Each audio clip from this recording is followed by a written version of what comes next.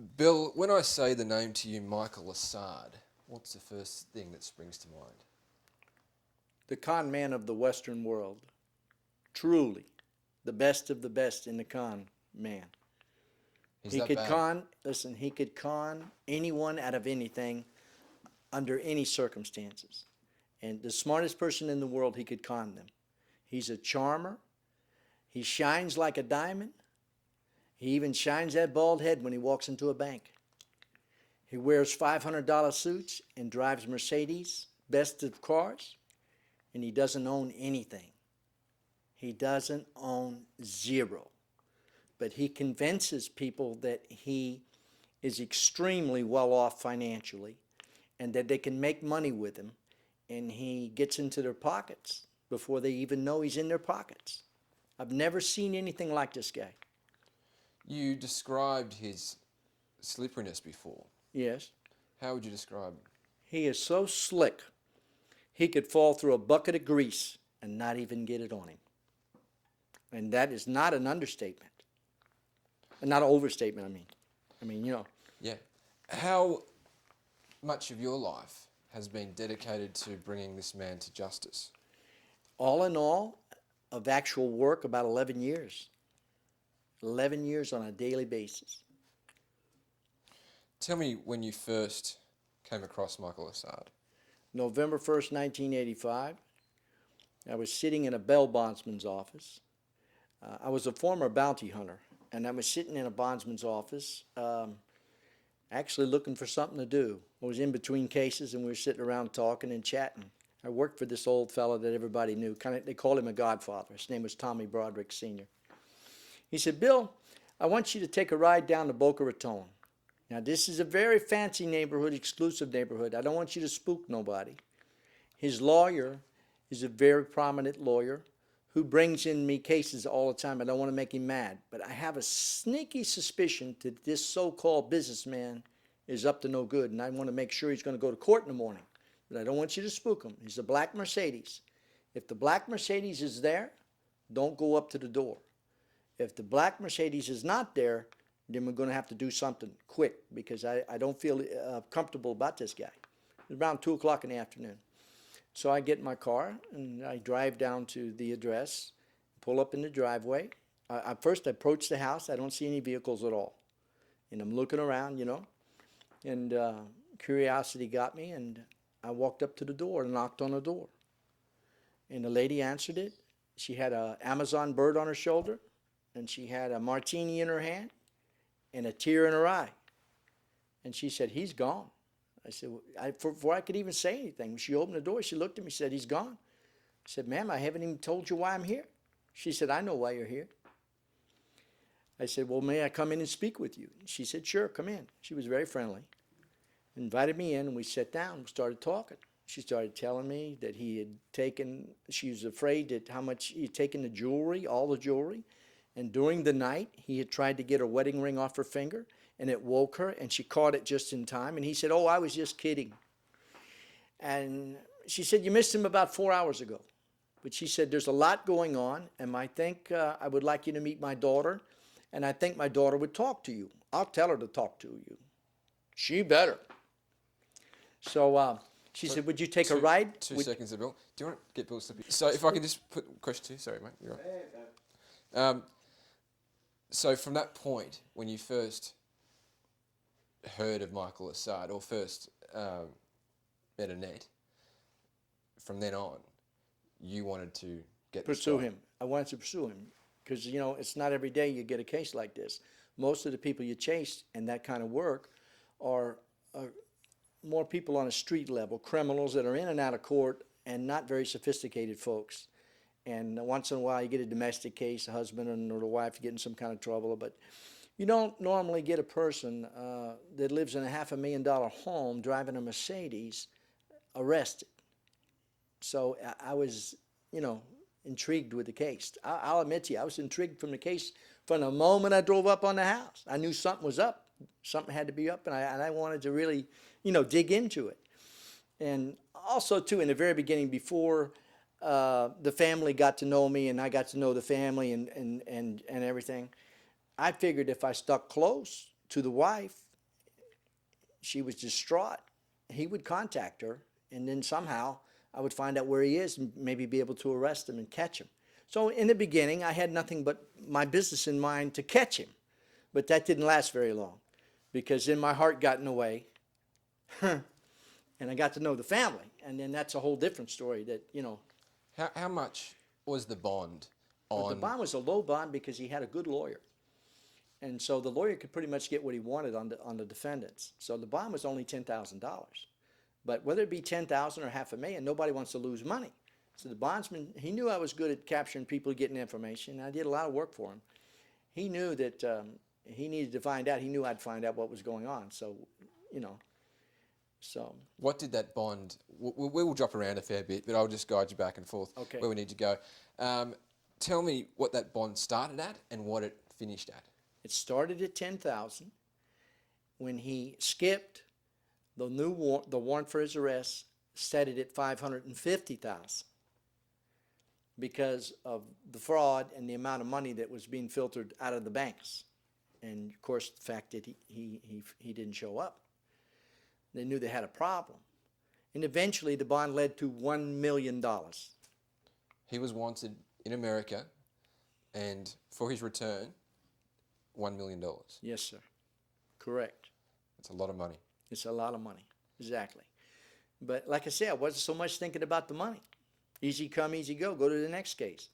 I really was fascinated with the location of the home and the woman and the daughter. How could he leave them?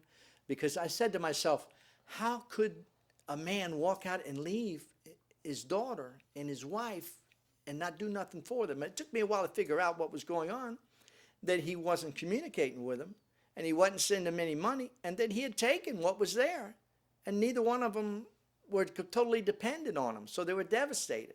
And here I am, I'm there to arrest him, so I'm not really a blessing to them in the beginning.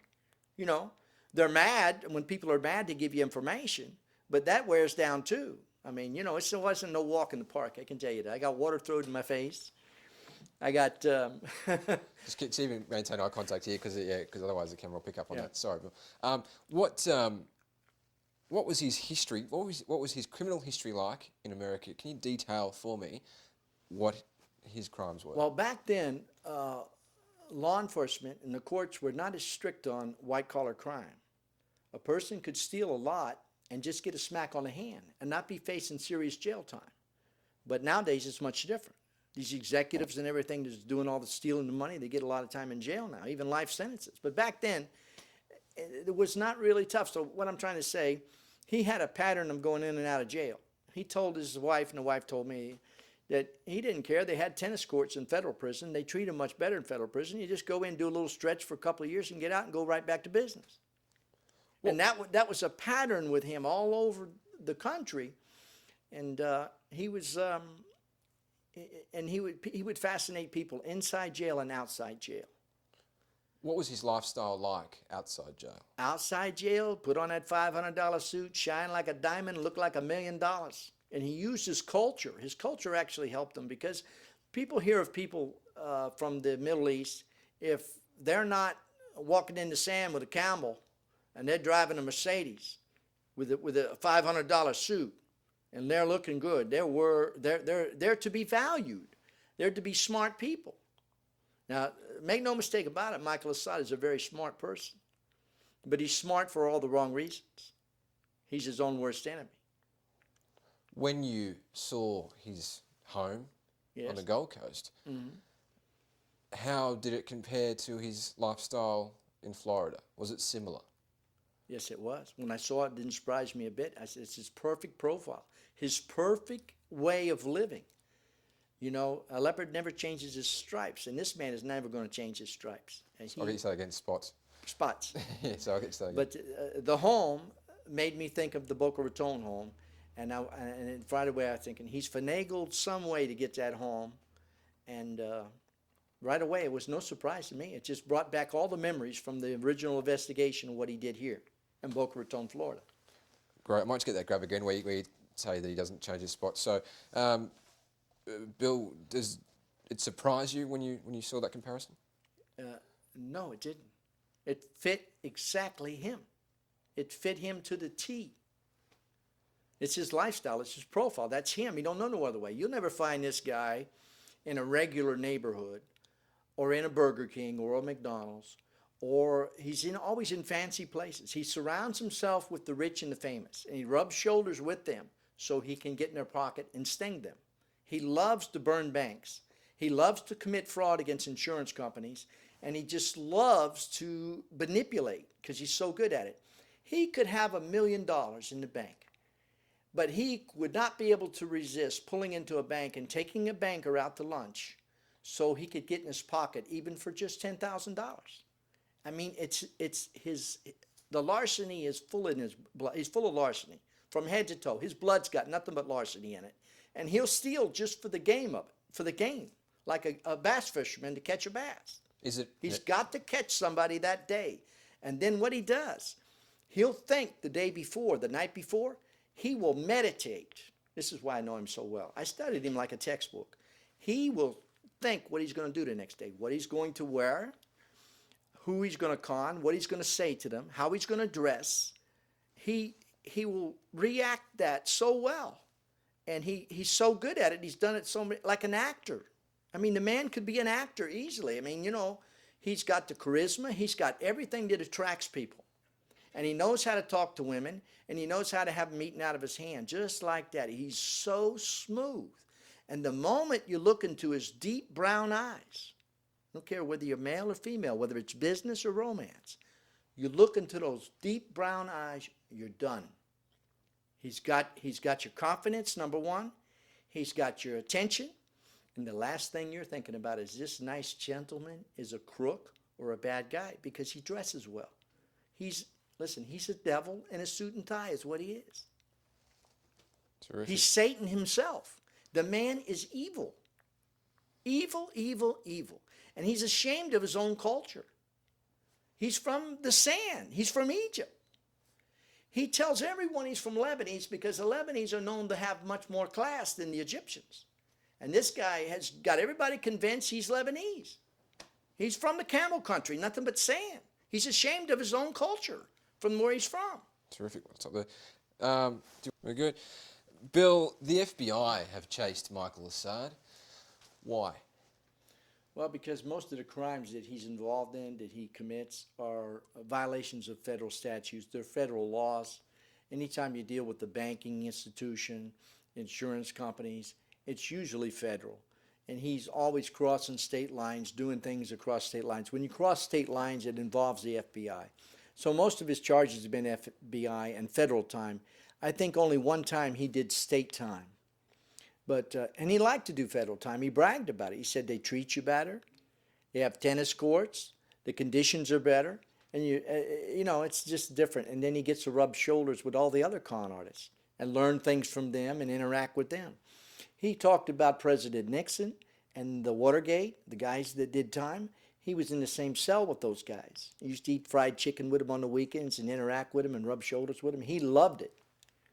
And I'm sure that they were impressed with him. Annette, his wife, and my good special friend, she told me all the time when she'd go to visit him that he would brag about being with those guys and that they thought he was somebody that he wasn't. So he was a high flyer. He was a high flyer.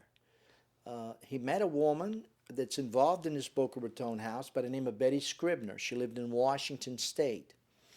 She started visiting him, and she thought he was a lawyer in jail for not giving up confidential information about one of his clients. Here's an ordinary housewife, has no knowledge about legal stuff. He cons her, and romancer starts writing to her, knowing fully well he's got Heidi and Annette going to be waiting him when he's released. Annette, I remember Annette recalling her saying this to me, that one day he wanted her and Heidi to drive from Washington State, or fly, however, and move into a house that was on a lake, on a waterway, rather, waterfront home. Move in, and I'll explain to you later. And she said, no, I know your tricks. I'm not going to some strange house. I'm not going to do that. So that wouldn't work. So the woman he was romancing, he led her to believe he would marry her. And he told her the house needed improvements. She says, well, I have money. I can help you with the house. She started hiring contractors to build the dock, to do the improvements because she felt she was going to have a life in a nice area with this guy. She believed everything he told her. So she spent her hard-earned money, fixed the house up, got it ready to be livable, cleaned it up, did the maintenance on it and everything. And she sunk in thousands of dollars, 20, 30,000 easy. Easy. Was he a womanizer? And womanizer, oh yes. Oh yes. So when he got out, she was in for a real shock because when he got out, he told her, had one conversation with her. He said, well, we're finished. And she says, what do you mean? He said, I belong to the mafia. And I will have you eliminated if you come near me again. I am not who you think I am. You're never to speak to me or interact with me about anything again. And forget the address to the house. Forget it or you're going to wind up eliminated. You'll no longer be living. Just think that I'm letting you go. Okay, is what he told her. Told her a big story about how he was a mafia guy. Okay, if I can just ask you a couple of questions in relation to the houses, because I'm trying to relate it back to the Gold Coast. If you can sum it up reasonably simply for me in regards to how he went about taking over homes that weren't his. How did he do it? Well, conning. This is how he does these things. Conning people, getting the people to believe in him. And people automatically trust him because of his demeanor and his smartness and how to win their confidence. Well, he's in prison with another guy. And this guy's in prison knowing that he's got a house that's unattended. And he doesn't want the government to know that he owns it because he's already been convicted of drug trafficking in a huge drug operation called the Underground Empire, where crime and government embrace. It was a huge case. He was like the lieutenant of the operation. They talk about him being in bathtubs full of $100 bills all over the country. I talked to a DEA agent that followed him into that neighborhood, but they didn't know he owned that house, or they would have took it back then. So Assad knows this. Assad says to him, I'll help you with your appeal. I'll pay your attorney fees. I'll take care of your wife. And then I'll take title to the house and buy it from you. Nobody will be none the wiser. So the guy takes a chance on him and says, okay, go ahead. What have I got to lose? Because I'm going to be in jail for a long time. I need somebody to take care of this. And he didn't want his wife to be there or for them to find out about the house. So that's how he got the man's confidence. Now, the man's name was Jimmy Bell. The deed to the house was an offshore corporation, just a shell corporation with nothing to back it up, called Belfast and Development Corporation, which was just simply a name to protect the identity of the drug dealer.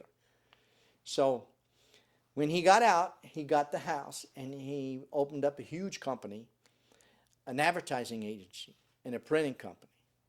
I'll give you an example. He bought a huge color printer worth $1 million. He wrote a check for $800,000 or $1 million, somewhere in that neighborhood, $900,000, and the check bounced, and the company could never get their machine back. They weren't allowed in the building. In the United States, it's harder to get access to things to recover civilly. You got to go to court. You got to get court orders. You got to get judgments, and those things take time.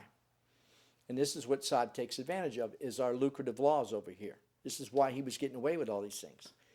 So he had the company as a front, 60 employees, all professional, good, decent pillars of the community, and they didn't know he was a con.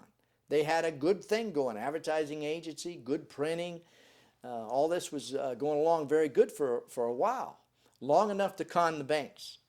So he's got that going at the same time when he gets out of prison, moves into the house. Everyone's driving Mercedes. He buys several cars.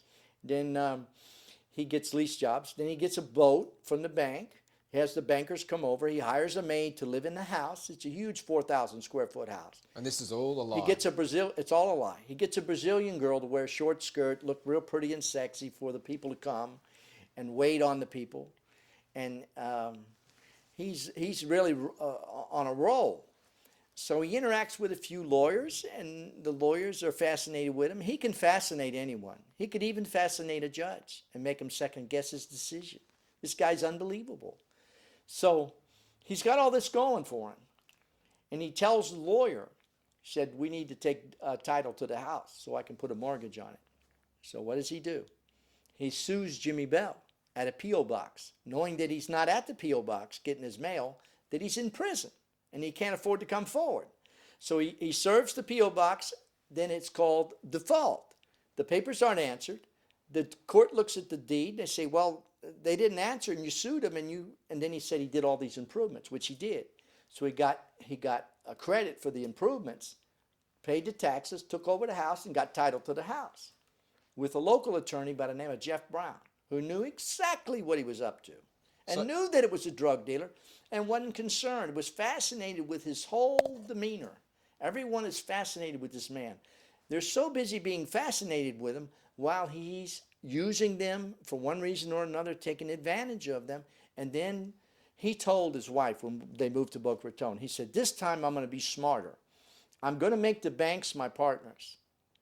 And that way, when after I make all the money I need and things go sour, they won't be able to implicate me without implicating themselves. And they don't like to be embarrassed. And then we'll be gone and we'll live happily ever after on the French Riviera. This was his words. How much money did he con from American banks, do you think? $2 million back then. Way more than $2 million, but the money that he telexed over the French Riviera was at least $2 million, cool cash, from a check-kiting scheme. What he would do, he would write a check from one bank to another, and by the time that one got ready to bounce, he'd write another one. He just kept going, floating the money, running the money through. It's called check-kiting, but he was very good at it. He did it with several banks. And by the time they figured out there was no money to back it up, he would already stung them and got the money and sent it overseas. And why didn't they pursue him? Embarrassment. They don't want to admit that they trusted him. But they did fire a young lady by the name of Luann Cook, a nice lady who trusted him and thought she had a good client. And she gave him an open equity account, an open account where he could write a check for any amount of money he needed. They figured he had the house, he owned it free and clear, $400,000 home back then, $450, whatever it was. He had the company, he had proof that he had good stock, but it was all a front. And there was a certain period of time, few months, maybe even a year, that he was able to do all this damage before everyone figured out this is a lie. The company's a lie. Everything's a lie. By then, he was off to the French Riviera with the $2 million and left his wife and daughter without nothing but two $100 bills on the kitchen table. Told his wife to get a job. I'll be in touch. Took off. But this was his big, probably his biggest scam, was the house, the company, and the banks. So he steals a house from the guy, and then he goes to Sun Bank and puts a mortgage on the house as well, besides the other monies, puts a $300,000 mortgage on the house. So you've told me that you rate him as a con man. You say he's very smart. How would you rate him as a man? No conscience. No conscience whatsoever. Empty conscience for life, for quality of people, for value of life, for caring about anything. He doesn't care about anything except polishing himself and keeping himself shining like a diamond. He has no conscience, no character, nothing. He has, if he cries, it's crocodile tears, as they say. Emotion, empty emotion, no emotion. Everything is a lie from deep in his heart to whatever he says to whatever he does. And I can say this credibly to the fullest extent that I know what I'm talking about. Because I followed this man, I tracked him, I studied him like a textbook, and to this day I know him as well as I did in the 80s and early 90s. You haven't let this go, have you? Huh? You've never let this go, have you? No. It's been, I guess you could say, kind of an obsession in the back of my mind. I kind of put it back in a compartment here so it wouldn't interfere with my going on with my life. But it's something I can never forget because I put so much in it. When you put that much in something, it has a tendency to stay with you. And I always knew that he was a worthwhile story. I thought many times and discussed it with Heidi and Annette that we should do a book. And I believe that a book would have been successful back then, as much as it possibly would be today. Tell me how you felt and how you came about learning that Today Tonight were pursuing the Assads. And tell me how you felt when you finally saw that. I was astonished. I was overwhelmed. As I am today talking to you, I'm overwhelmed about this.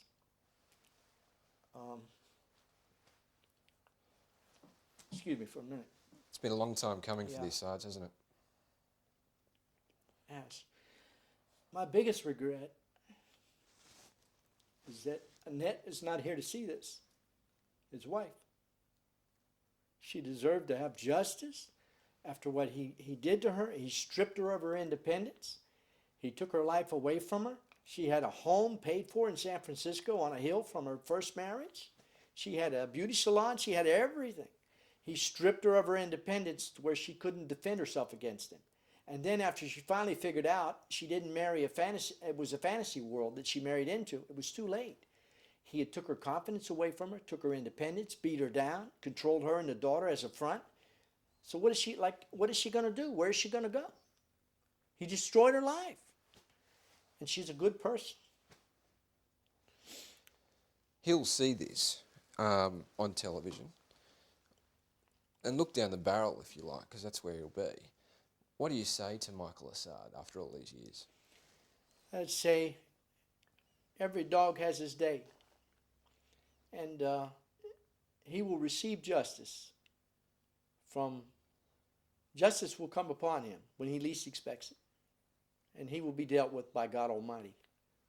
And what he did to his daughter, and what he did to the girl he raised, and to the woman that he promised to marry, that he married and promised a wonderful life to, that he ruined her life, he will pay a price for that as well. He will not get away with this. Do you feel like you're getting closer to justice? Yes, I feel like he's almost in this room with me. And he knows that I paid a lot of attention to him. And he knows that I gathered a lot of information about him from his personal life, his professional life, if you want to call it, his professional con artist jobs that he's done all over the place. And I never really let him go. And I think no one ever grabbed his attention like I did. And I think it really bothered him that his wife and daughter showed me their love and respect. When he did what he did on the Gold Coast, and it came back into your life after all these years, how did you feel then? Like I say, I was overwhelmed. When I saw your program, it just, like it brought the whole case back to light again. Like it brought me back in time. I felt like I flew back in time. The house, the dealings with the banks, the people that he conned, all these people want to forget about this, especially the people that were embarrassed. They have nothing to gain from it but be shamed that they allowed this man to get that close to him. But what about the victims? What about the families? The family he's with now, in my opinion, he's poisoning the minds of those children, and they're grown up now, and they're only trained to know exactly what he wants them to do. And that's no way to live a life. And he's doing it in other countries. He's not doing it in his own country where his culture is. He's taking his culture and he's doing it in other countries. Now, your show has really brought this whole case back to light and give it a new life. And now I've decided to pursue this case now. And I've decided to find an author and write a book about the history of this man. Because that's where the story lies. The story lies with Michael Assad. Michel Farouk Bodadi Assad is his real name. An Egyptian national from nowhere else but Cairo. But he don't do nothing in Cairo.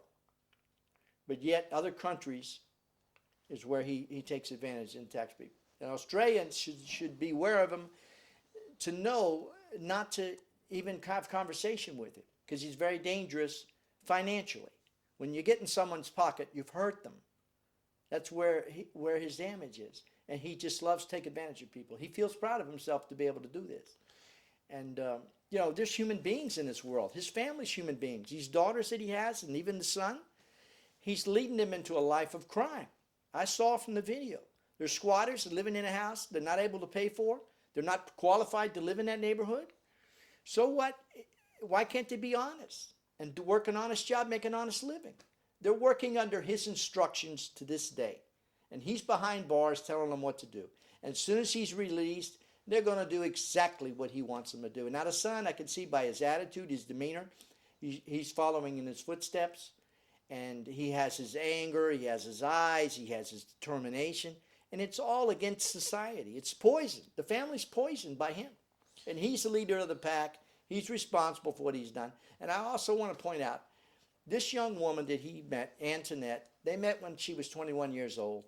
And he is unlike my client and my good friend, I call her client, but she really was my close friend, Heidi and Annette. They knew right from wrong. They put up with him because they were trapped.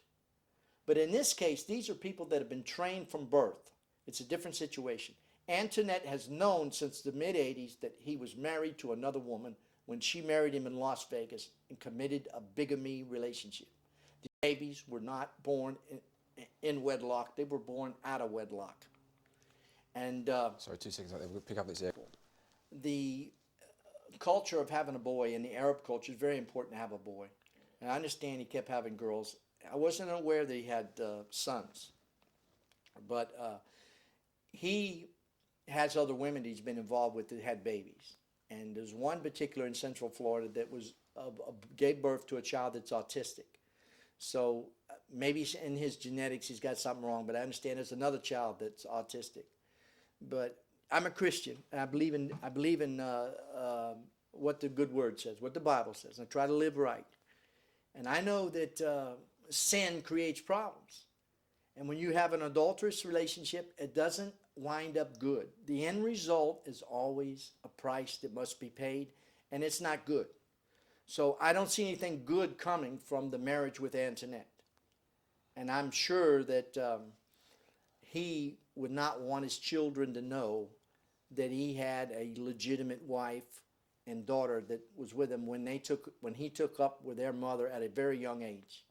I mean, he influenced her, he dragged her into this lifestyle, and she's caught up too, but it's different. I don't consider her a victim. Sure. She's a participant in what he does. When we talk about being conned by Yes. Michael Assad, do you think the Australian authorities have been conned by Michael Assad? Absolutely. Absolutely. See, as I said earlier, he talks to the smartest people, the most clever people, the most intelligent, sophisticated people. He doesn't talk to ordinary people. He talks to people that he can take advantage of, that's got something that he can get. And he's very good at it. Just like I give you an example. You go into a courtroom, usually the lawyer that wins, even if he's wrong, is the one that has the best mouthpiece and that can talk and say the things that need to be said in a courtroom. The one that doesn't talk can have a lot of strong evidence, but will lose the case because the other person knows how to talk. Well, he knows how to talk. He knows how to talk and get what he wants. And people that don't know him, if I didn't know him and I hadn't been on the case and got into the inward part of his life that he left behind, he left the door wide open for someone like me to come along. I didn't steal his family from him. He left the door wide open and invited me in. That's different. When if I didn't know anything about him and I met him and I was conducting some other kind of business besides what I do, I'm streetwise, I know my work, it'd be hard for him to really do anything to me because of my work. I would figure him out quicker than the average person, maybe very quickly. But if I was just a normal guy, I'd be conned just like anyone else. No one he takes no prisoners. No one can escape this guy. No one, including the President Obama. He'd con him out of his underwear. Bill, how many cases have you been involved with, and how many people, firstly, like Michael, if there has been any, and secondly, who have you been responsible for putting away? Well, there's been many, but none like Michael Assad. It probably never will be. Most of the people that I've caught and arrested for a failure to appear in court have been normal run-of-the-mill criminals, except for a few. I went to Jamaica and caught a FBI's most wanted, a fellow that was a drug trafficker in Jamaica, and it was on the Jamaica news, and they documented it because the guy was wanted so badly by the FBI, and the FBI is very careful about going into other countries, and they wouldn't go down there and get him, but I was able to get him and arrest him and get him in custody. I think he got 40-something years.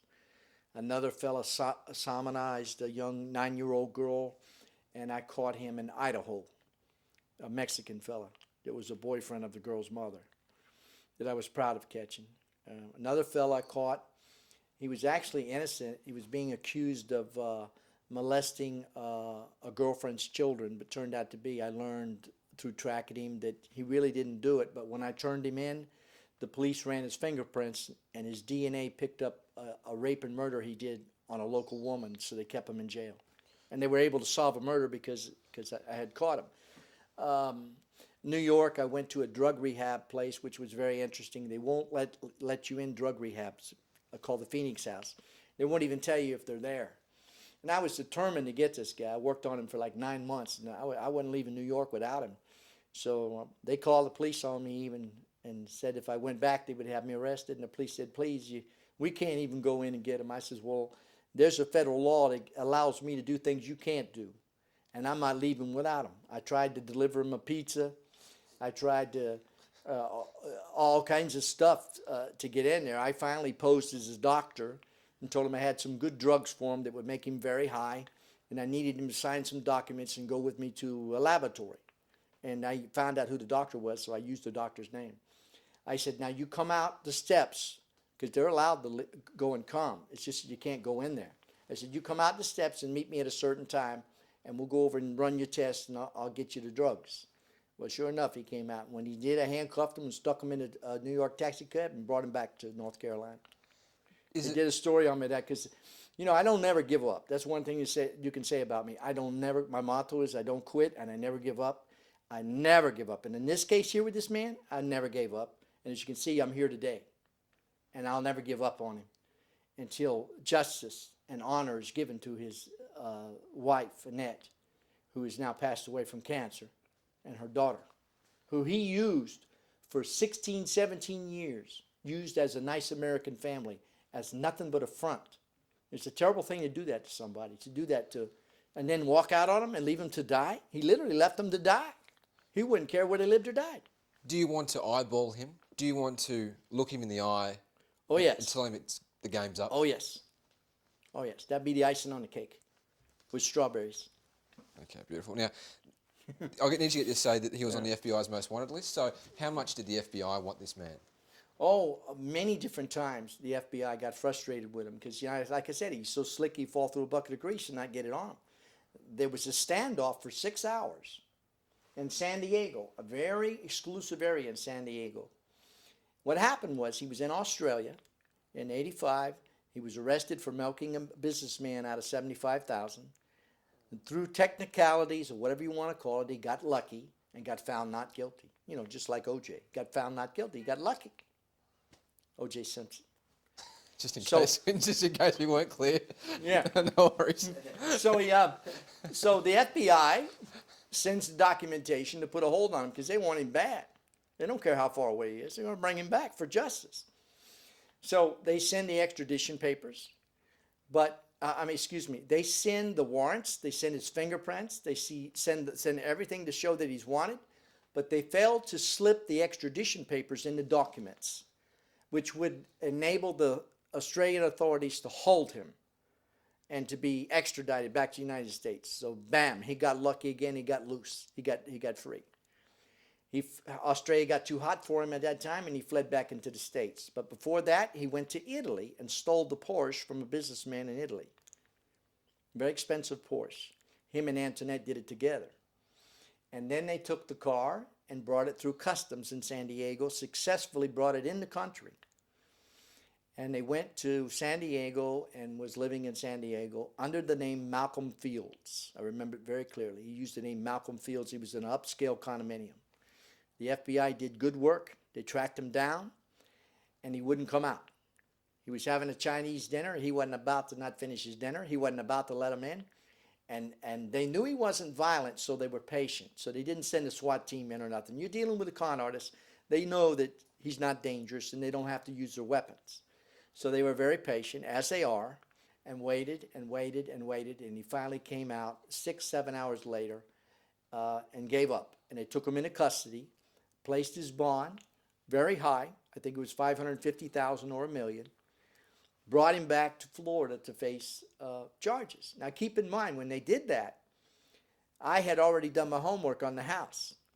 And we were in court to serve him with divorce papers. His wife wanted a divorce. And naturally, she wanted to recoup what she could to have a life with. She fought hard for that house. But when it's all said and done, Jimmy Bell owns that house. Even to this day, by the way. Did the Australian authorities do enough to keep their eye on Michael Assad, do you think? Or could they have done more? I don't know enough about what they were doing over there, except I only talked to a Sergeant Scott, Lloyd Scott, on the phone briefly, only one time. I didn't know what was going on over there, so it'd be unfair for me to comment about what they did or what they didn't do. But someone dropped the ball. I think what they could have done when they got the warrant and they got the picture and they seen that the papers weren't in there, a simple phone call to the FBI and a fax machine would have solved the problem. They could have held them long enough to get the papers. Instead, they just turned their head and let him go. It appears that's what they did, which is absolutely inconceivable to me, to let a man like that go just because his paperwork isn't in order. And after that, I think they're much to blame as the FBI is, or more so because they had him in custody. the Australians had him. Had him in custody. This is not a man you catch 5 minutes every day. This is just not a man you easily you catch up with. He knows all the tricks, and he stays 20 steps ahead of everybody. So Maybe finally now. now The game's he's up. the game's over. He's been cornered. He's been backed. He's been rocked and socked. He's in jail. His family is on the run. Thanks to the guts of this news program. And I want to tell you, I think what you guys did was something that should have been done with him and his family from the very beginning. He's never had that kind of aggressiveness. And it was good what you did. It was justice. It was a good thing, and it needed to be done. It needs to be done to him. The only thing, I wish he would have been there when you did it. Terrific, Bill. And just finally, when he comes out, he's an old man.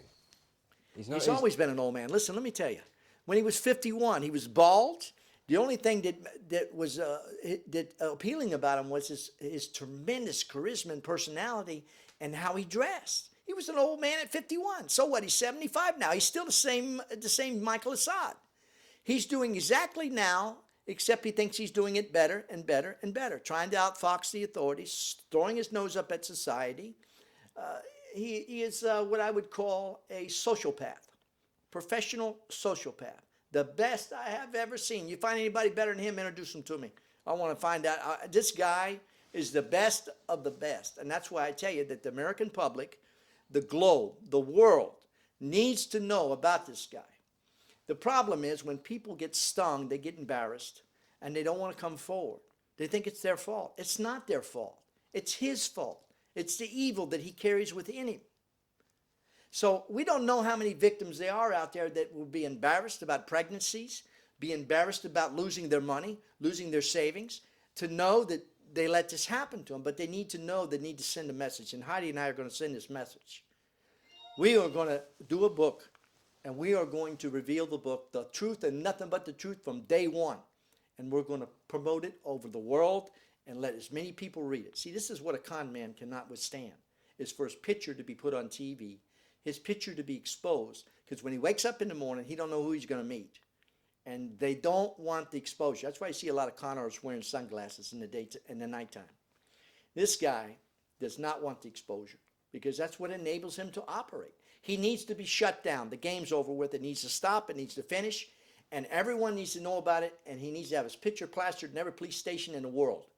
And every bank, really in banks, they need to have his picture in banks.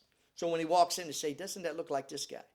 Because even at 51 or 75, he's still got that, the fat face, the bald head, and the $500 suit. All you have to do is look for him. He's an Arab. I mean, he's not like he can blend in, even though he blends in very well. But I think he needs to be exposed. Justice, that's where the justice lies, the exposure. A book, maybe even a movie. Maybe Hollywood will pick it up, because this guy deserves a Hollywood movie. Let me tell you, he does. Well, on a silver platter, on a gold platter. With your help, we'll hopefully yes, bring sir. him justice. I have a new goal now in mind, and I'm going to pursue it. Terrific. Thanks for your All time. right. You're welcome, sir. All right. Thank you. Well done. Don't take this personally or anything. No, that's all right. That's what we want. That's what we want. Well, like I say, when you live it, you can relate to it. When you actually lived it. Absolutely. You've been there.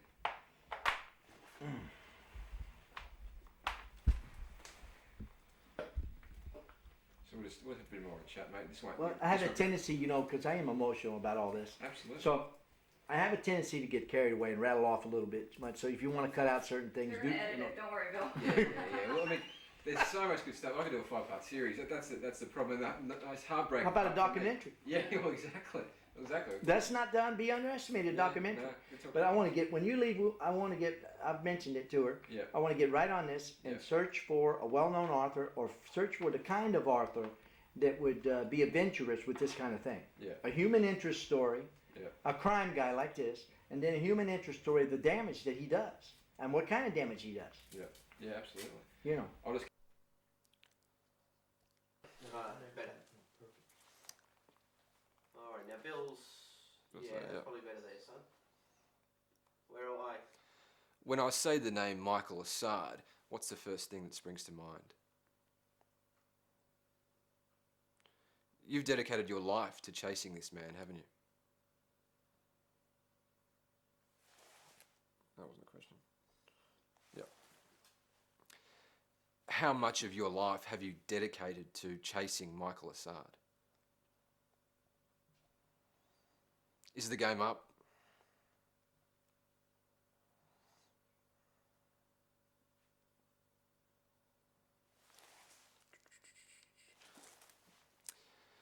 Did he con Australian authorities? He was on the FBI's most wanted list. Do you think he'll ever change? You know him better than most. Do you think he'll ever change?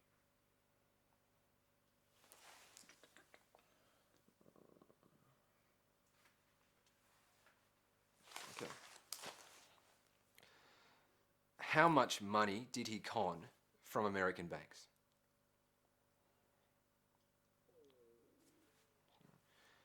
Did Antoinette know what he was doing?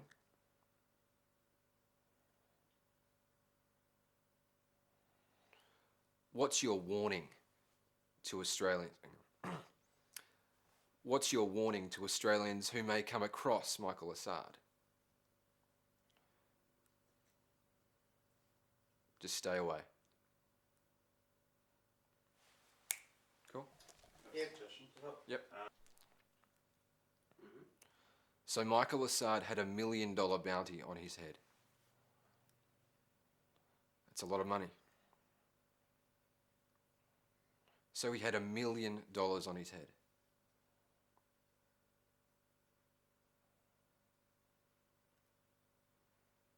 Cool.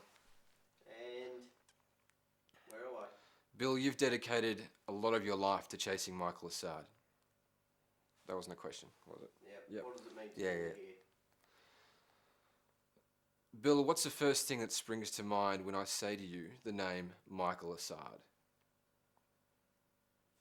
There it is. Yeah. Here's the book.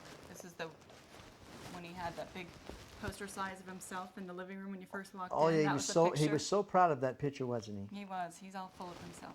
Oh, Yeah. this was New Year's Eve, my mom and him. Yes. New Year's Eve, 1985. Yes. Yep, it sure was. He had his He brothers looked like here. a real celebrity there, doesn't he? He sure does. Well, she looked happy too.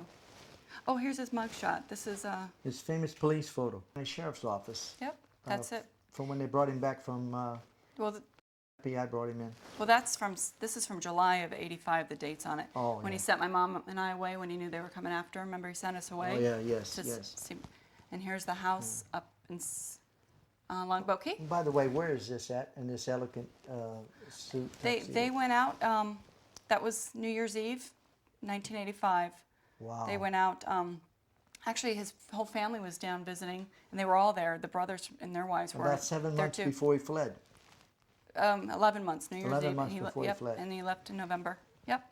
And this There's is the second piece of justice. She thought she got the home that he bought with the other woman, Yep. Antoinette. Same thing on the water. On Exactly the water, same with the same water. description on the water. Mm-hmm. And Yep. Same style.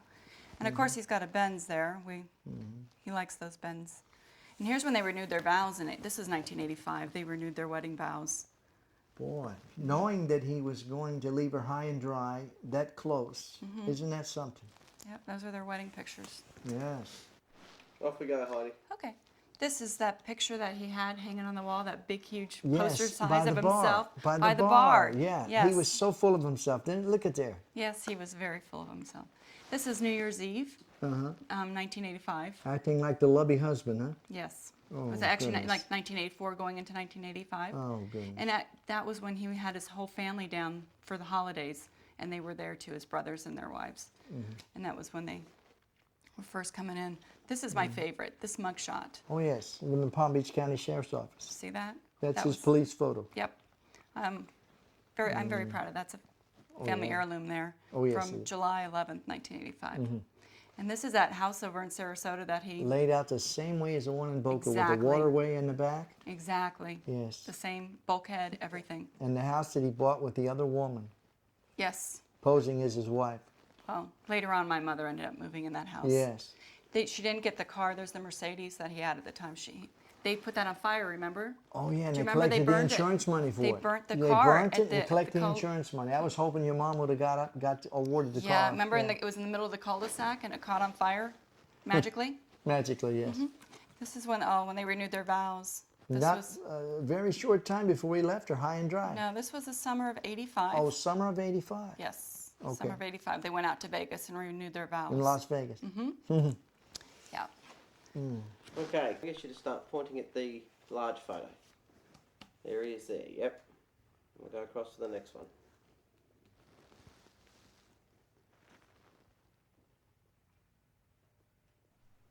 We can turn the page. Point to the mug shots.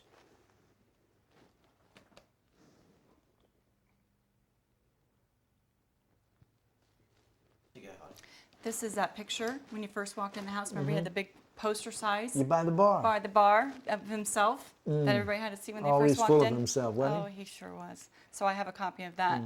This here's Acting like the devoted husband, huh? yeah, that was New Year's Eve between '84 and '85, bringing in '85 that year. okay. So that was the year, the last holidays we would have had with him, and that was the same night. Here's my favorite picture. Palm Beach County Sheriff's Office mugshot. You got it. July 11th, 1985. Doesn't he look happy in that picture? I think so. I think he enjoys it. Distinguished. And this is that house in Sarasota. Yes, That- it's laid out the same way as the house in Boca was. Exactly. Waterway in the bulkhead. back. Mm-hmm. And he bought this with the other woman posing as his wife. Right. But later my mother ended up moving in because she Of got course, the court awarded it to her. He had a green Mercedes then. There's that Now, there Mercedes was that. insurance fraud done with that? Yeah, How- remember it caught fire in the cul-de-sac? tried to- Someone. yeah. Here he is in New York. This is when my mom and I almost said stepdad, renewed their vows in the summer of 1985. I got you. So they flew out to Vegas to renew their vows. And those are the only 3 pictures I have of that. Okay, point on those ones too, please.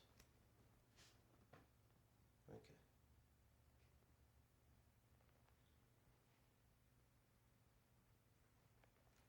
Yeah, near the bar. Near the bar where it was poster size. Yes, he was so full of himself. Yeah, absolutely.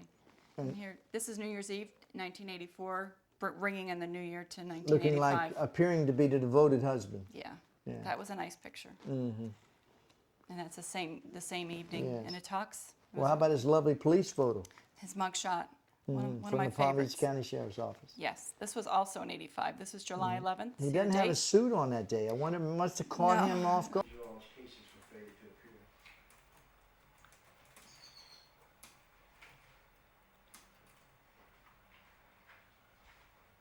Off you go.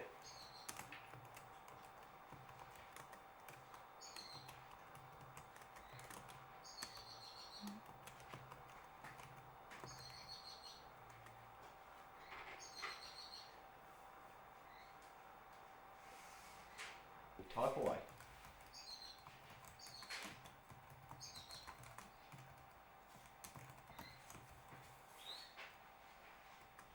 Excellent. And off we go.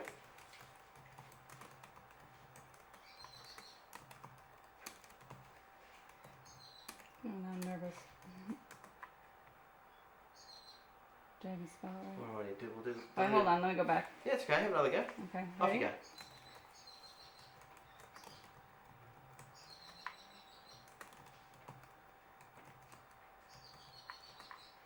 Search.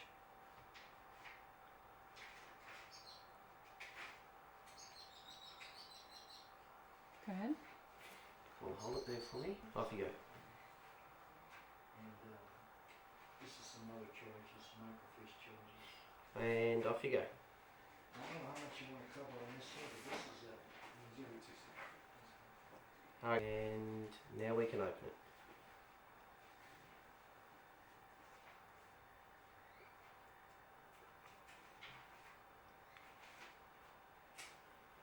And open it.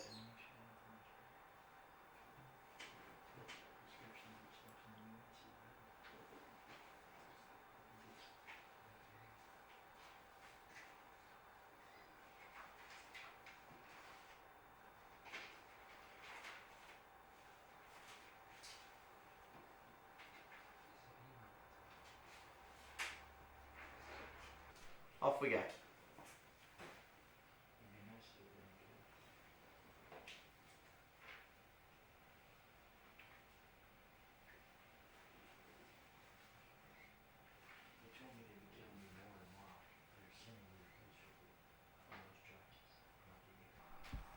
Off we go.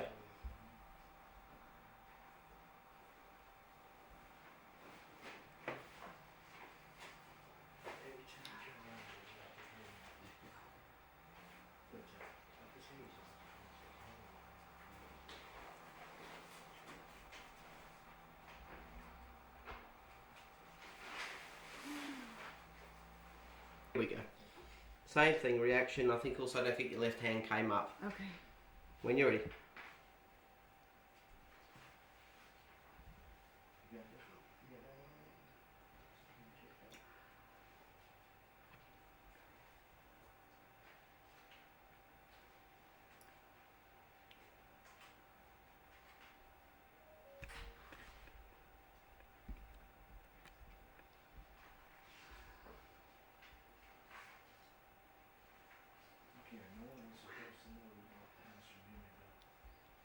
Oh my, still.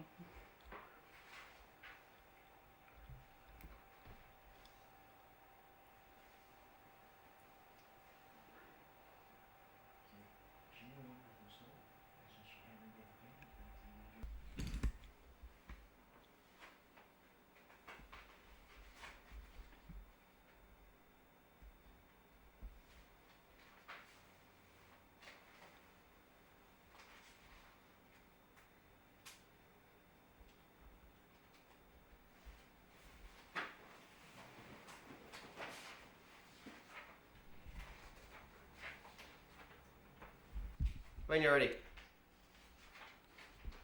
There we go. Uh-huh.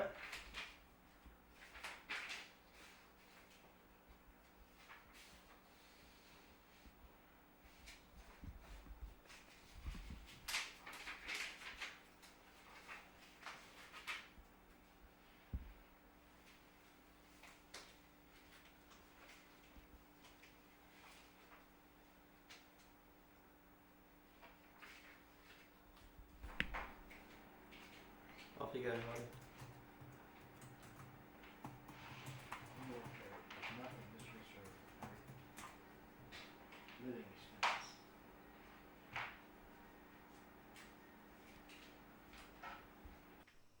Off you go, Dave. The family who prefer to hit out instead of move out. They're the so-called $1 million squatters. And as Damien Hansen reports, the more we dig, the more we discover they've done this all before. Boca Raton, Florida, and the Gold Coast, Queensland. Sun, surf, and the Assads. Listen. No, look, you're not helping yourself. You're not helping us. Go upstairs. Now, you want to explain yourself? Everywhere this family goes, they leave their mark. You might have to get used to us. Hey. And they've done it all before, in 1983 in Florida, where they were forcibly evicted from this waterfront home they didn't pay for. Antoinette, I don't think so. We're moving out. You better call the police. It's taken you 6 months. We first exposed the serial squatters and con artists last week, but had no idea they were international experts. Their predicament on the Gold Coast almost mimics their life in Florida. where Michael Assad Sr. was a fugitive on the run from the FBI for fraud, while Antoinette Assad holed up in this mansion, living off food stamps with her financed Mercedes in the driveway. Greed. Give me the here. 26 years later, and it's almost the same story in Australia. Michael Assad is in jail, and we understand Antoinette is living on welfare, albeit quite comfortably. Let me tell you the story how it goes before you go. Get the choice out of here. Get it out of here. It's a Babies were not born in wedlock. They were born out of wedlock. And Sorry, 2 seconds. We'll pick up this air. the culture of having a boy in the Arab culture is very important to have a boy. And I understand he kept having girls. I wasn't aware that he had sons. But he has other women he's been involved with that had babies. And there's one particular in Central Florida that was gave birth to a child that's autistic. So maybe in his genetics he's got something wrong, but I understand there's another child that's autistic. But I'm a Christian, and I believe in what the good word says, what the Bible says, and I try to live right. And I know that sin creates problems. And when you have an adulterous relationship, it doesn't wind up good. The end result is always a price that must be paid, and it's not good. So I don't see anything good coming from the marriage with Antoinette. And I'm sure that he would not want his children to know that he had a legitimate wife and daughter that was with him when he took up with their mother at a very young age. I mean, he influenced her, he dragged her into this lifestyle, and she's caught up too, but it's different. I don't consider her a victim. Sure. She's a participant in what he does. When we talk about being conned by Michael Assad, do you think the Australian authorities have been conned by Michael Assad? Absolutely. Absolutely. See, as I said earlier, he talks to the smartest people, the most clever people, the most intelligent, sophisticated people. He doesn't talk to ordinary people. He talks to people that he can take advantage of, that's got something that he can get. And he's very good at it. Just like I give you an example. You go into a courtroom, usually the lawyer that wins, even if he's wrong, is the one that has the best mouthpiece and that can talk and say the things that need to be said in a courtroom. The one that doesn't talk can have a lot of strong evidence, but will lose the case because the other person knows how to talk. Well, he knows how to talk. He knows how to talk and get what he wants. And people that don't know him, you know, if I didn't know him and I hadn't been on the case and got into the inward part of his life that he left behind, he left the door wide open for someone like me to come along. I didn't steal his family from him. He left the door wide open and invited me in. That's different. When you if I didn't know anything about him and I met him and I was conducting some other kind of business besides what I do, I'm streetwise, I know my work, it'd be hard for him to really do anything to me because of my work. I would figure him out quicker than the average person, maybe very quickly. But if I was just a normal guy, I'd be conned just like anyone else. No one he takes no prisoners. No one can escape this guy. No one, including the President Obama. He'd con him out of his underwear. Okay, and off we go. Heidi, how hard was it for you when Michael just left? It was very hard for me. I had to quit school, my senior year of high school, and get 3 jobs just to make ends meet for me and my mother. So you became the breadwinner for the family? I did. It was very, very hard for me to do. Now, when you're talking to us now, Yes. what's the reason you're talking to us? Just to let other people be aware that there is another family out there. It's not just the Assads in Australia. There was the Assads here in Boca Raton as well. And he's affected a lot of people. Not just families, my family, their family, but other people that aren't family across Australia and here in the States. Where should Michael Assad be? Good talk down. 1, 2, 3, 4, 5, 6. Still a walk around the circle.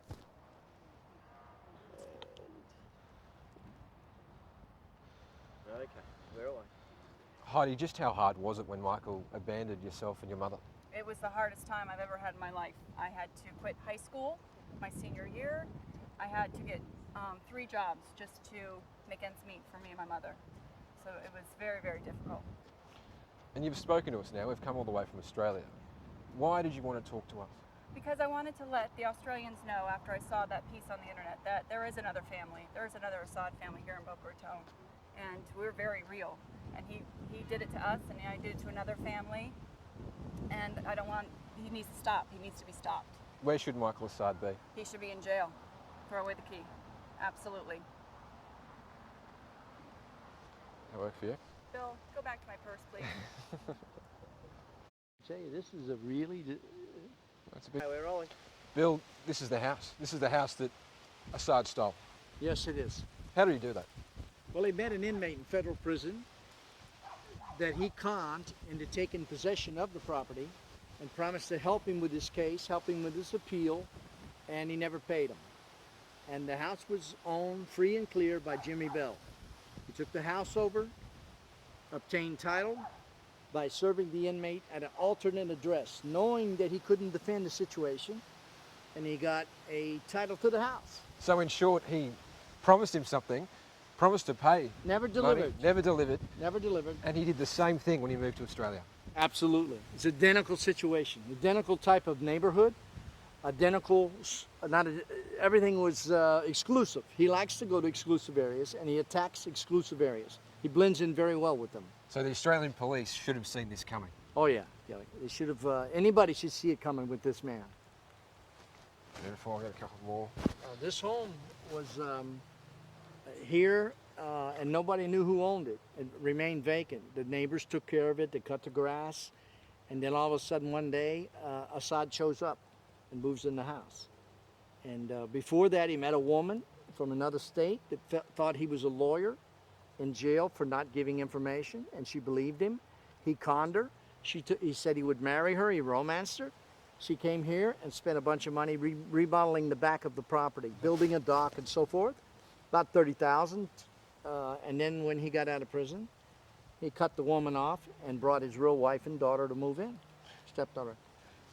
This place, sorry, let me start again. Yeah, if you can tell me just in short, really quick. Off we go. So Bill, his crimes in Florida almost mirror, or do mirror, what he did on the Gold Coast. Oh yes, yes. He's like smoke and mirrors. He puts on a front, and then he's gone. And by the time people realize they've been conned, it's over with. Smoke and mirrors. He's all smoke and mirrors and no meat behind it. And he stole this house, and he convinced the bank that it was his. And they gave him the money for it on a house he didn't even own. So the bank was too embarrassed to go after him because they'd Too been filmed as well. embarrassed, and he had created too many problems with him. They didn't want to admit that he made them their partners and that they interacted with him, and they wanted to just keep a low profile on it. He's embarrassed a lot of people, this They bloke. embarrassed a lot of people. This property was lost in a foreclosure. How does a bank lose a foreclosure mortgage? Well, the Sun Bank lost a foreclosure mortgage in front of a full-blown trial. After the trial, we revealed the story of the real owner in the Miami Herald. And that stopped the people who beat the bank from getting the house. So after that, he took advantage of the situation, cut a deal on his criminal case with the court, and still gave the bank the house, swearing that he owned it when in fact he didn't. And all the time Jimmy Bell's sitting in prison, can't do nothing. His hands are tied and he can't do anything. But when you break the chain of title, it goes back to the original owner, the actual true owner. So no matter how many people have bought this property or how many times it's changed hands, it's still Jimmy Bell's house. It was never Assad's in the first place. Never was his. The title was broken right then and there when he stole it. Beautiful. Thanks, mate. That's great.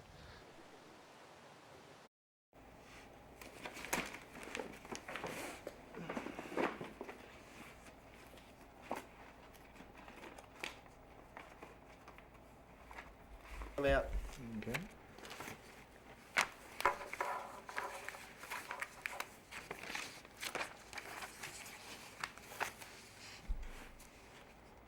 Yep. Just keep pulling them out, Bill.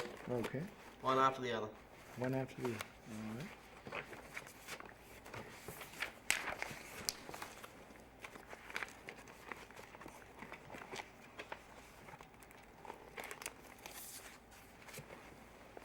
Go.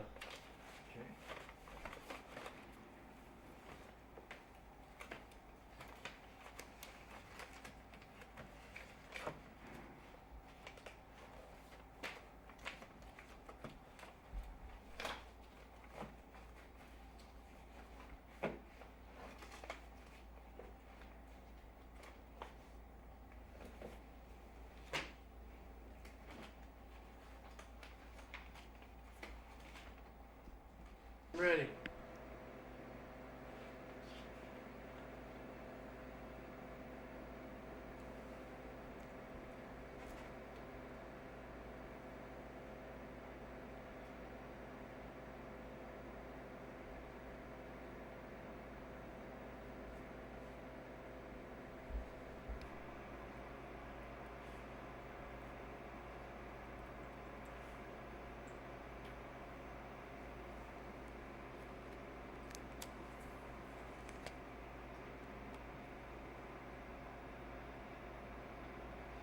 Good.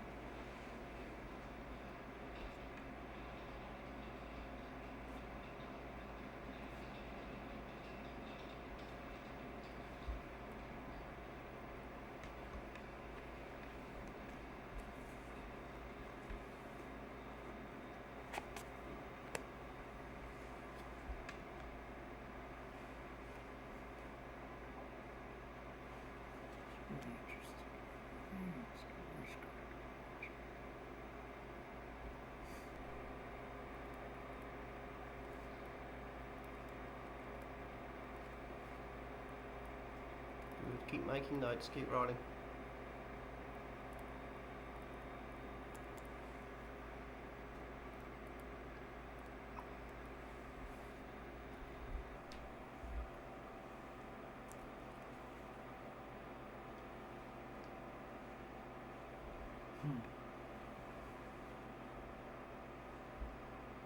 Phil, can you just drop your left arm? It's just, that's it. So you can still look at, yeah, that's it.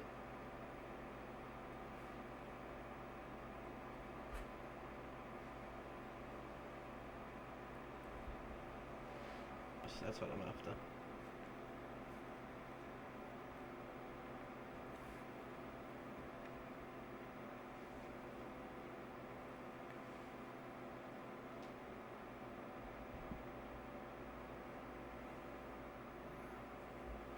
Just scribbling, Bill. Just keep scribbling for me. I can't read anything.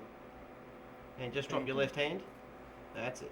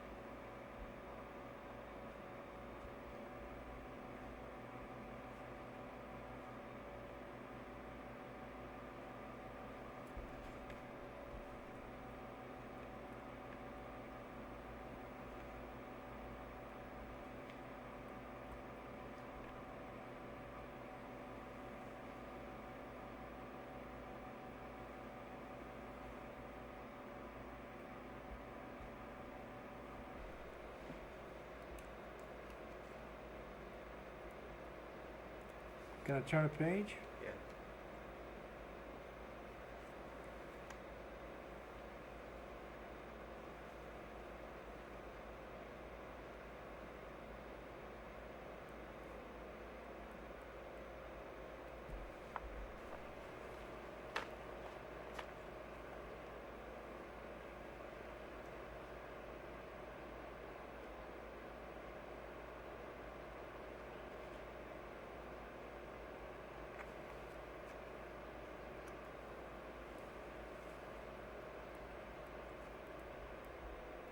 Thanks. Okay, off you go, Bill.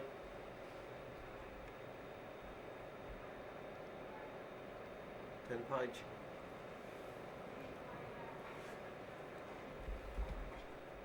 Off we go.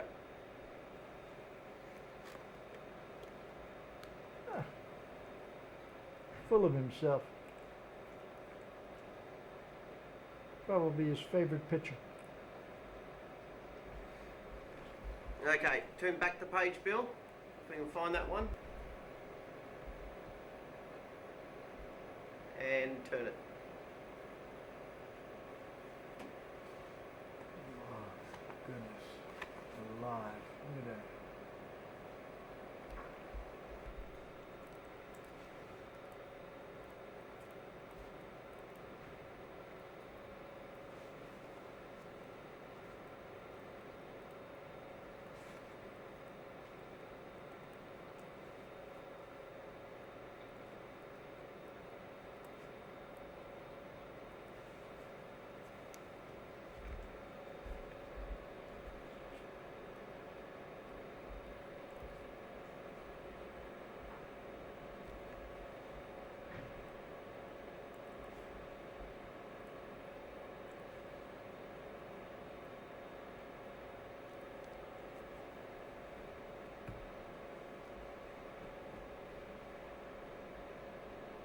Yep, just some more notes, please.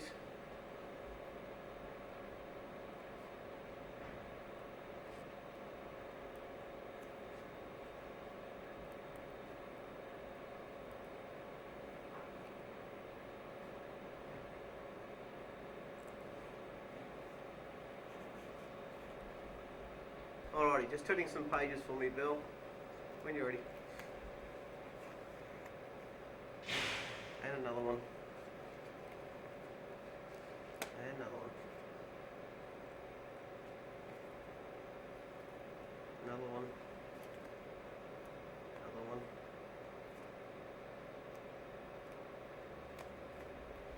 Excellent.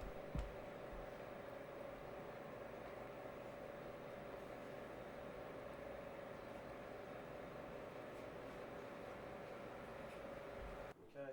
Bill, this isn't your first case, obviously. What have been some of your high-profile cases? Well, my biggest case, besides and separate and apart from this case, was a gentleman that was a martial arts, a 6th-degree black belt. He wore his heart on his shoulder, I guess you could say. And a lot of folks in the community knew him. And he befriended a lot of people from all walks of life, and that was probably one of his biggest mistakes. But the authorities grabbed the wrong guy, picked him up, and charged him with a murder in the 1st degree of the shotgun slaying of an oil executive from New York, from Palm Beach. And I knew before he was arrested, when he was arrested, I knew he didn't do this. I knew in my heart that he couldn't have done this. It wasn't his profile, he wasn't capable of doing this. But he had made some people mad in the system, in the legal system. And they wanted to solve the case, and they had no leads. They were frustrated, and they began to build a case against him on false testimony. So, short through the brief, cut through the chase, he was convicted of 1st-degree murder with no evidence, on circumstantial evidence strictly. No gun, no evidence, no eyeball witness, no forensics, nothing. Zip.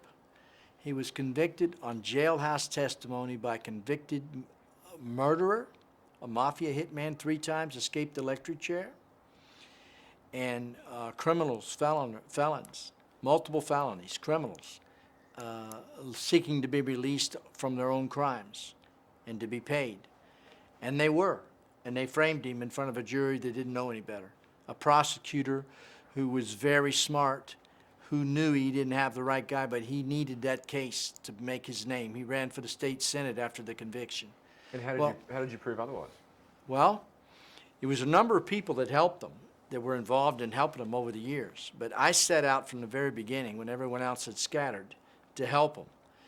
And through long, hard, tenacious work, pounding the streets, getting answers to this, that, and another, and came up with a lot of information and contacted the newspapers. The newspapers began to take an interest in it and agreed to give him a polygraph test. And he took it and flew it with flying colors by an FBI agent, an expert polygrapher. Said no way he could have had nothing to do with the crime, which began a climb for justice. And his mother came from Arizona and worked with me. And we worked with the Miami Herald, which led to an ABC 2020 story done by Rivera. Gerardo Rivera did the story on it. The witnesses got on TV many years later, admitted they lied. He's still in prison. He lost 25 appeals in state and federal courts, and he's still in prison. He would have gotten an electric chair. In fact, the prosecutor shouted that he wanted to give him the electric chair, but the judge could not in good conscience in his sentencing give him the electric chair due to the value of the state's witnesses. In other words, he was saying there was a possibility these people were lying, which I knew that they were. And one guy was a Palm Beach playboy from Palm Beach, a yacht swindler, heir to Tedley tea fortune, that was convicted of cough syrup. But anyway, they made a big deal about it. It was politics and publicity. We finally got him out through a clemency hearing. I found an attorney that believed in me with what I was doing, and she believed in him, and she worked on his case for free for 11 years. And finally, bless his heart, Governor Lawton Childs got him a clemency and released him. But today, he's still not cleared his name. On paper, he's considered a convicted killer. And I would like to let you know that we're working on his case, on bringing in the real killer, finding out who did it. We believe we got a good idea now through the interim of helping him and working the case and getting all the information. We have strong leads on who we believe is responsible. And with the help of another investigator I choose to employ with me, I feel that we can bring the parties to justice eventually. But my friend's working on a book now about his life and his ordeal and what he's been through. So you never give up? Oh, I never give up. Beautiful. Go ahead, Bill. It's great, mate. Heidi, Michael Assad to many people is many things, but to you, he was a father. What was that like? Growing up with him, he was my, I called him daddy. He was my daddy from age 2 to 17. From 17, he left and abandoned me, my mother, here in Boca Raton, Florida. He was an abusive father. He wasn't a loving father at all. He was very abusive. I was very afraid of him. Still am to this day. I'm a little nervous now just talking about him, but that's...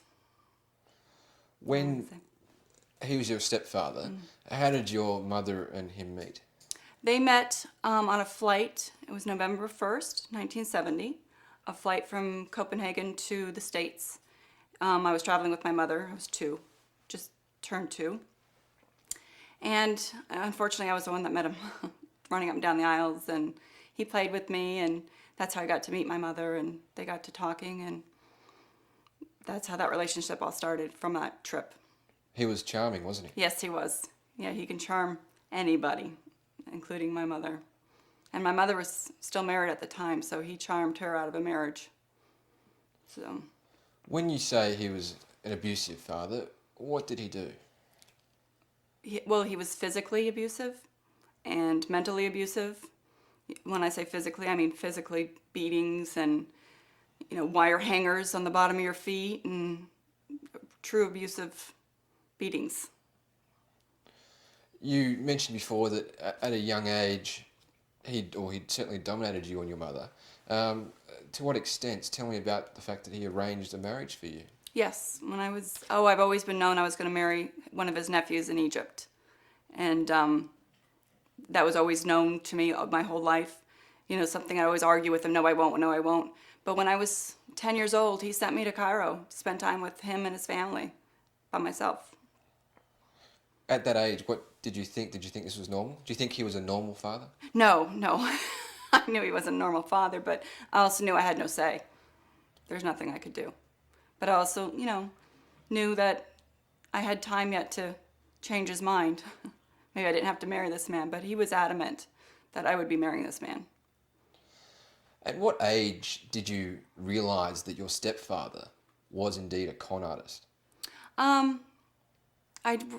I would say when we lived here in Boca, I was... Do that one again. I'll put this in the ground. You still getting me, Charge? Yeah.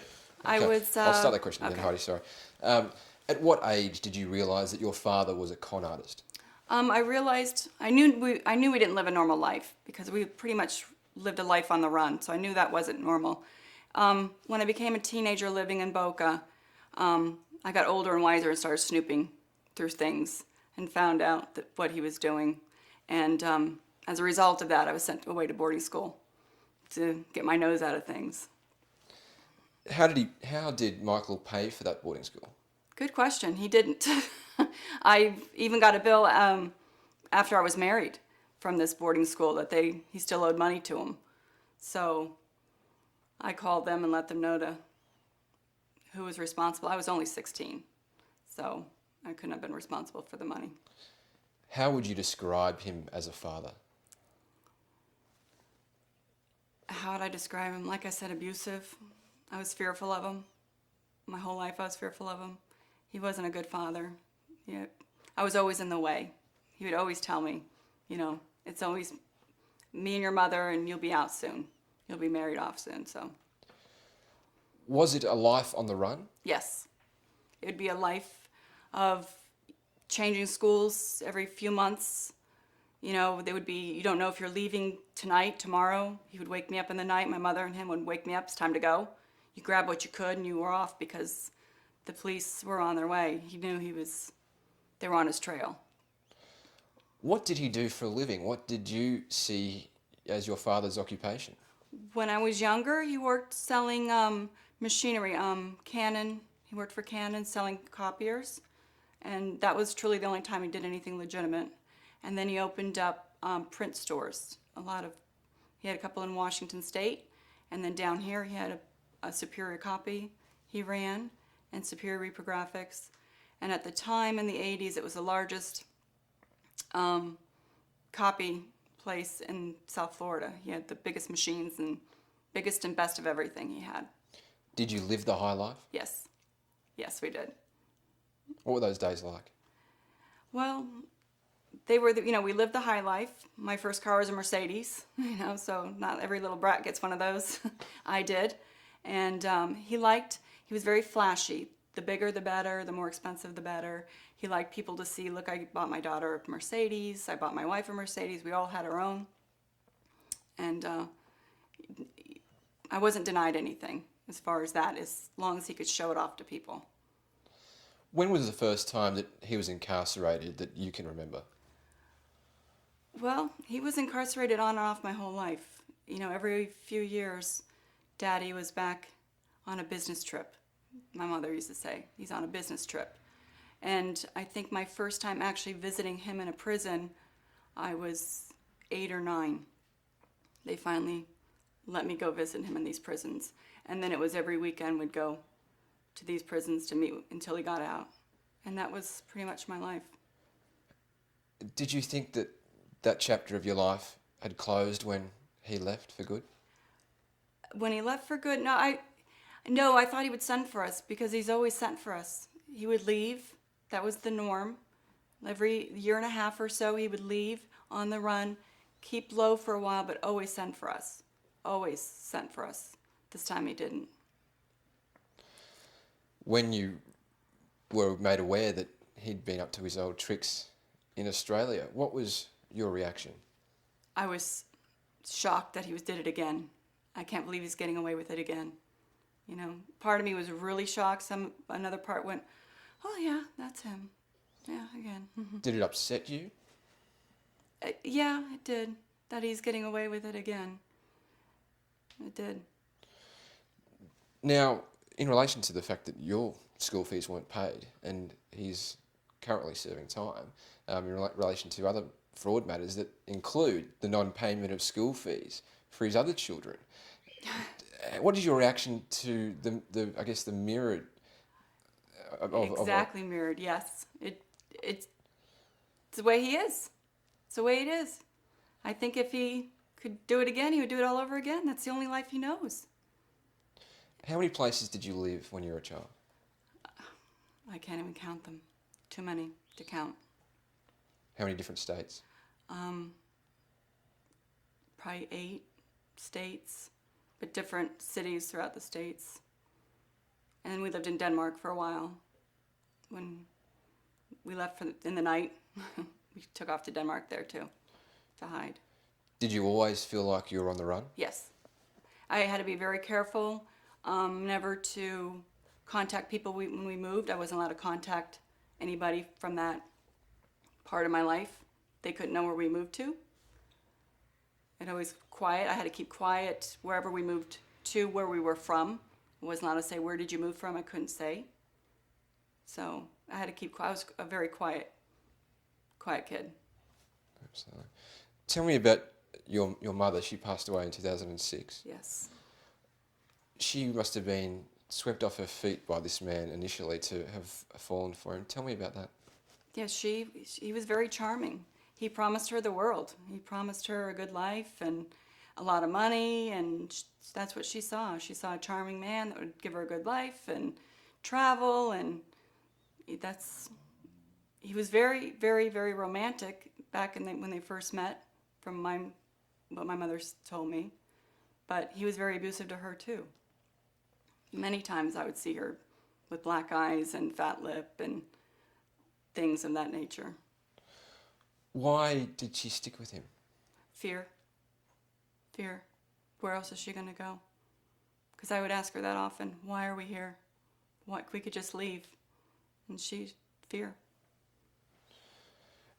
Was your mother and were yourself fearful to ask questions about the lavish lifestyle that you lived, the houses that you lived, particularly the houses that you lived? Were you fearful of asking questions of how is this being paid for? No, well, I never asked. You know, he would always say, we're the only ones on the street that own this house free and clear. I paid cash for this house. Who am I to question? Okay. And how long was it until you found out the truth? When he left, when he was due to go to court, November 1st of 85 was the day. The November 1st, the day they met and the day he walked out of our lives. And that was 1985, and I realized more what was going on. That we didn't own the house, it was owned by someone else. That someone else owned it and was trying to get us out of this whole time.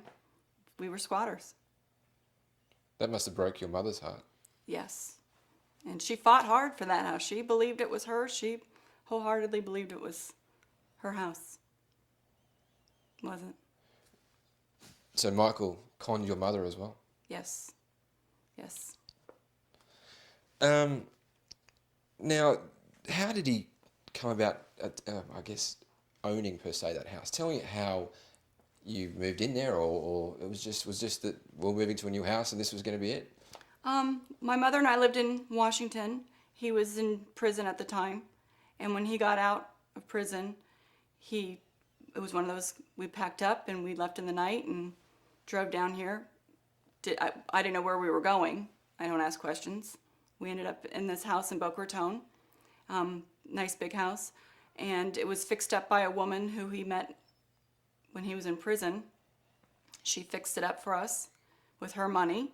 You know, it was on the water, so she had to fix the bulkhead and everything with her own money, thinking she was going to marry him and move in. But no, he didn't marry her. He moved us in. And the way the house came about was it was owned by a man in prison that he was with. I don't know if I can give names or anything, but Yeah, it's fine. Jimmy Bell. Yep. And he owned the house, and my stepdad offered to move into the house and pay his wife the rent or the mortgage to help pay while he was in prison. He would help the wife. Well, we lived there 3 years rent-free. But the wife would call, she would knock on the door, and I would get the calls, and I didn't know who this crazy lady was. She wanted her house, she wanted her money. It was all a lie. It was all a lie. Yeah. And then he did it again. He did it again. Where was that second house? He did it in Sarasota. That was in Sarasota. And I was not with him at that time. I happened to find the address where he lived, and an investigator, Bill HAGLER, and I took a trip over there, and we found the house and questioned neighbors that, yeah, it was Mike Assad living there with, at the time, I believe he had 2 little girls, and found out that he was there, and my mother ended up with that house because she was still married to him with all the contents in it. Tell me about, I guess, the stage where Antoinette became part of his life. He was still married to your mother, is that right? Yes, he was still married to my mother. I believe he met Antoinette when he fled to Australia the first time in '85. She was a 21-year-old girl, very young and naive, and maybe he charmed her as well. I can't speak for her, but he brought her back to the States when he was, I guess he was incarcerated. He came back here, extradited or something. I don't know how that story, you'd have to ask Bill. Sure. But he was in jail, and the first time I met Antoinette was when I went to visit my dad in jail, and she was there. Did you know who she was? No, I did not know who she was. All I know is that there was a pregnant woman visiting him, holding the phone, looking through the glass, talking to him, and then I showed up behind her to talk to my dad. And all she told me was, he owes me money. I need to talk to him, he owes me money. So she was pregnant? She was pregnant. With his child? With Cordelia, yes. So he'd started the cycle all over again? Yeah, so she was already pregnant. He was still married to my mother for a couple years into that relationship with Antoinette. And Antoinette knew that because I told her. So he was a polygamist? Yes. Yes. Are you surprised that Australian authorities allowed your stepfather back into the country? Yes, I am. Yes, because he was arrested. They had him. They had him once and let him go. And now he's doing it again. What's your warning? Because you've lived the life with Michael. You've seen how he operates. You've seen the cons. You've seen the lies. What is your advice to anyone who comes across Michael Assad? Just beware. Watch out.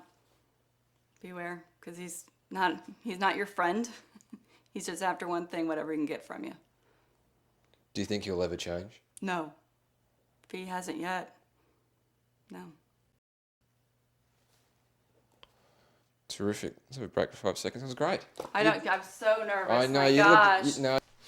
We're away. Heidi, your mother was as caught up in this con as any of Mike Assad's victims. Do you think Antoinette was a willing participant in his con? Yes, I do. I do, because she knew. We told her. She's known several. And my mother was more afraid of anything. She was more quiet. Antoinette, from what I see on the videos, she's not scared and she's not quiet. I think she's involved in it just as much as he is. That's just my opinion. Yeah. So, unlike your mother, I guess you can probably say, unlike your mother, who was a victim, Yes. it looks like Antoinette, she knew the deal. Yes. Yes, sir, she did. Yeah. Because she met me when I was 17, Antoinette. And I told her, he's got a family, he's got a wife, and I'm his daughter. So she knows. She knew then. Do you think the kids know the full extent of his criminal past? I don't believe they know the full extent unless they've, now there's the internet, there's that great thing called the internet. If they have looked, maybe the older children have. The little children, I'm sure they know something's not right, but you don't question Mike Assad. You just go with it. Terrific. What was that last point? Okay, all right. I want what we do is do a recap where we get some promo grabs. What they are, we used Michael Assad. I would describe him as someone to look out for, to keep away from. He's a very abusive man, a man who gets what he wants doesn't matter at what expense. What's your warning to Australians who come across Mike Assad? Beware. Beware. Run the other way. Don't do any business with him. Don't do anything with him. Don't get involved with him. Just honestly, beware. Would you say he's an international con man? Absolutely. Absolutely would. I'll get you to say that if you can. Who is Mike Assad? Mike Assad, as my father for 15 years? Is that what, I'm sorry. No, is that what you meant? international con man. We'll say, look, he's an international. Oh, you want me to say he's a international con man? Okay. He conned me. Okay. He conned my mother. I'm sorry. Yeah. Okay. So, how would you describe Michael Assad? As an international con man. He conned my mother.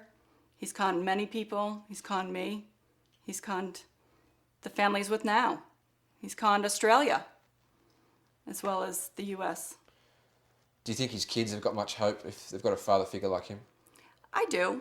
I turned out okay, They just have to know right from wrong, which I'm sure all kids have in them, and they have to choose the right path.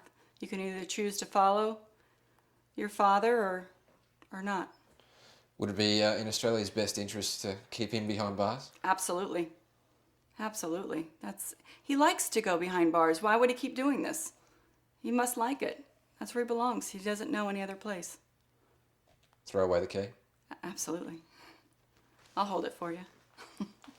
That's great. Good on you, mate. Wonderful. You did very well. With you, that's a couple more grabs. I'll get you to say, he basically abducted me. He was with my mother when he abducted him. It was the two of them. He didn't do it alone, but Yeah. He was with my mother. It was certainly a party to that, though, wasn't it? Pardon me? It was certainly a party to Oh, that. absolutely. I think he gave her the guts to do it. Yeah. Okay, cool. And then, because the connection to bring you into the story is going to have you... There was a place here, actually not far from here, where he had a condo, Yeah. and he kept her. And I found out where it was. I was a smart teenager. Found out where it was. Found the car there. Found his car parked next to it, and I put a note on it. Hi, Daddy. I stopped by, and I saw you were here. And you got turfed off to Off to university. boarding school.